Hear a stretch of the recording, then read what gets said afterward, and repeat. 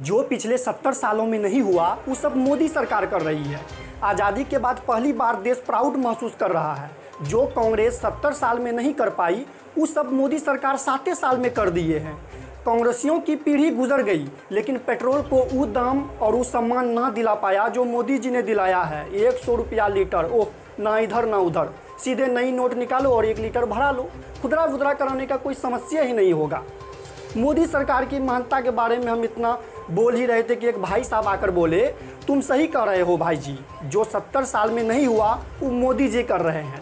70 साल में कभी देश नहीं बेचा गया, कभी रेलवे नहीं बेचा गया, कभी सरकारी कंपनी नहीं बेची गई, कभी गरीबों पर कानून नहीं थोपा गया। 70 साल में कभी फर्जी नोटबंदी नहीं हुई। 70 साल में कभी लाल किला नहीं बिका। फिर बाद में हम सोचे 70 साल में कोई लाल किला पर कब्जा भी नहीं किया, 70 साल में कोई सड़क पर किला भी नहीं ठोका था, लेकिन वो सब 70 साल में मोदी जी करके दिखाए हैं।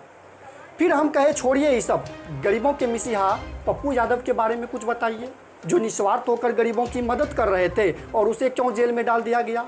इतना पूछ ही रहे थे कि एक आदमी पेट्रोल का बढ़ता दाम को लेकर बोला, अगर देश के खातिर किडनी बेचकर तेल खरीदे के पड़ी तो खरीद लेंगे, विकास होगा तो महंगाई होगी।